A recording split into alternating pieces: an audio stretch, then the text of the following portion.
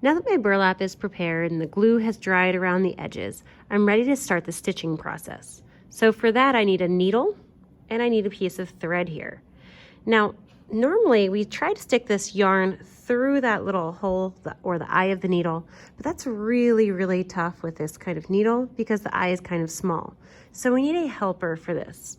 So what I like to do is I like to put my string straight up and down so that I can see the top of it. And then I use the help of something called a birdie.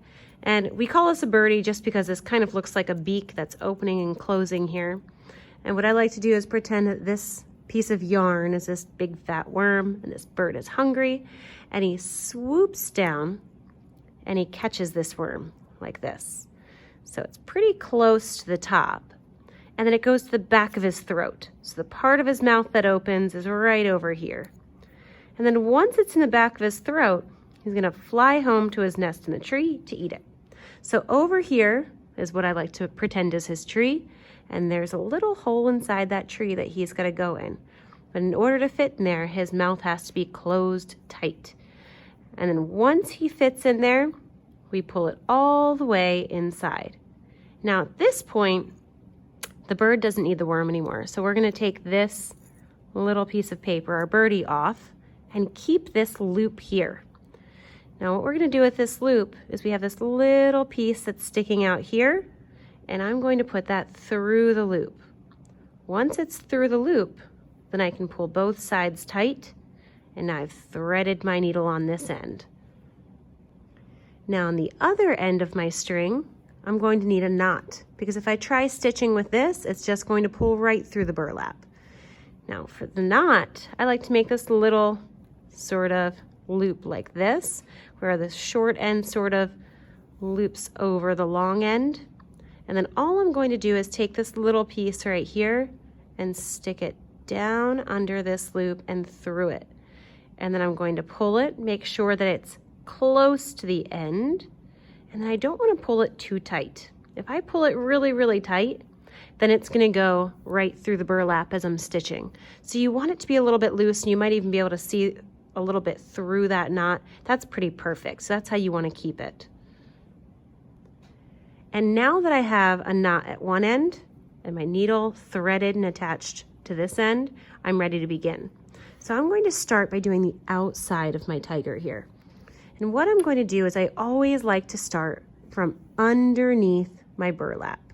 And what I'm going to do is I poke around until I find that black line. So right here is my black line, and once I'm on the black line, then I can pull this through all the way until the knot hits the back. It's really important that each time you're pulling, that knot hits the back of your burlap. Then I sort of just like to turn it, 'cause it's always easier for me if it's facing up as I stitch. And then what I like to do is I like to count the holes. So I see that there's all these holes here, and staying on the black line, I'm going to count 1, 2, 3, 4 holes, stick just the tip of my needle underneath, and come up 2 holes later, still on that black line. So I didn't even have to put my needle down to the other side of my burlap.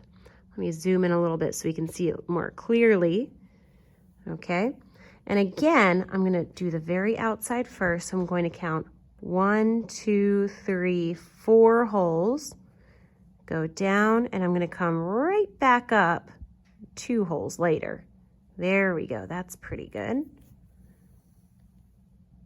And I'm going to continue that all the way around. I'm just going to show you another time.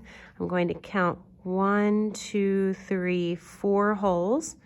And notice how I only stick the tip of my needle under before I'm coming right back out again on the other side. And then I'm pulling it through. And I'm going to continue that going all the way around the outside.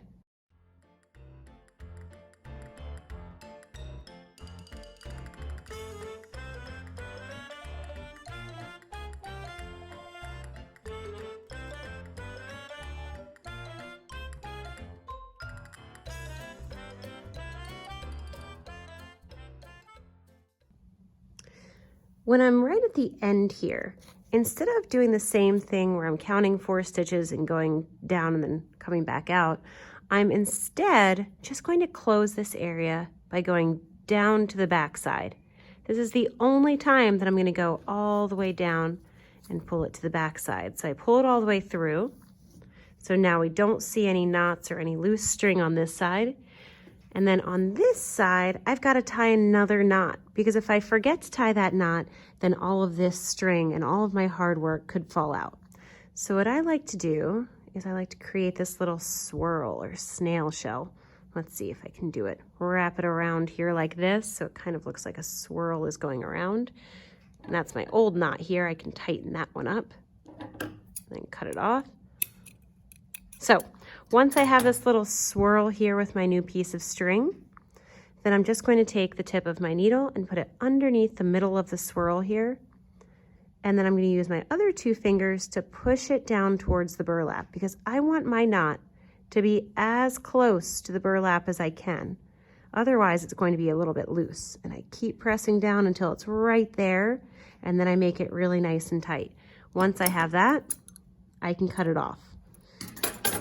And now we've got our first step, a beautiful running stitch, finished. Then I can go ahead and use the running stitch to stitch over all of my lines here.